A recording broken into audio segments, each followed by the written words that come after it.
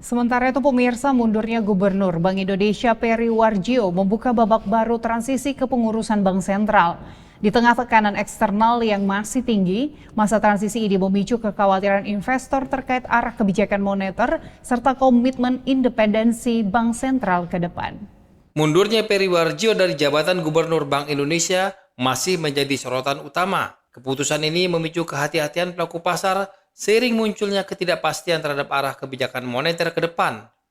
Dampaknya pun langsung terasa. Nilai tukar rupiah menembus level psikologis Rp18.000 per dolar Amerika Serikat.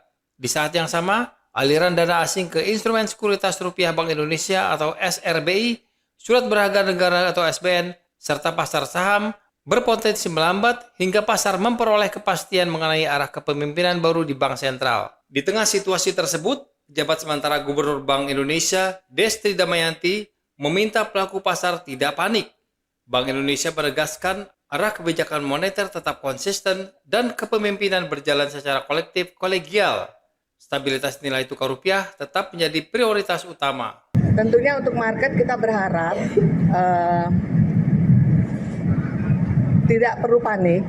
Kenapa? Karena kami dari Bank Indonesia tetap akan menjalankan kebijakan kami seperti juga yang sudah kami lakukan sebelumnya.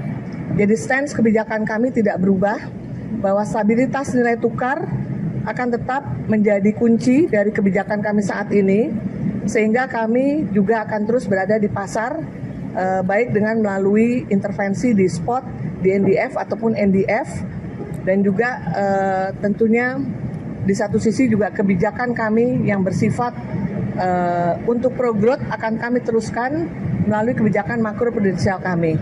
Dan sekali lagi juga tentunya sesuai dengan keputusan RDG bulanan kami di bulan Juli ini, di mana kami juga mengharapkan inflow akan terus terjadi dengan kita juga memberikan insentif kepada dana capital inflow yang masuk dengan menurunkan biaya hedging. Jadi kebijakan itu masih tetap kami lakukan, dan juga di Bank Indonesia ini kepemimpinan dilakukan secara kolektif kolegial. Jadi kami berlima dengan ADG yang lain akan terus komitmen dan terus melanjutkan keberlangsungan tugas kami sesuai dengan amanah yang telah dimandatkan kepada kami di Bank Indonesia.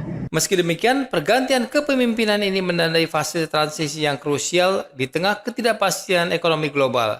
Para pengamat menilai gejolak pasar berpotensi hanya bersifat sementara apabila proses suksesi berjalan cepat, transparan, dan menghasilkan sosok yang memiliki kredibilitas tinggi. Gubernur Bank Indonesia yang baru dinilai harus memenuhi 3 syarat utama: memiliki kredibilitas teknokratis, mampu mengelola guncangan ekonomi, serta menjaga independensi dari kepentingan politik. Kemampuan teknis saja dinilai belum memadai. Nahkoda baru harus berani menjaga stabilitas jangka menengah dan jangka panjang meski berhadapan dengan tekanan kebijakan jangka pendek. Sikap independen ini dipandang menjadi kunci untuk menjaga kepercayaan investor. Lebih dari itu, masa transisi ini juga menjadi ujian bagi independensi Bank Sentral di tengah eratnya koordinasi dengan pemerintah melalui Komite Stabilitas Sistem Keuangan atau KSSK.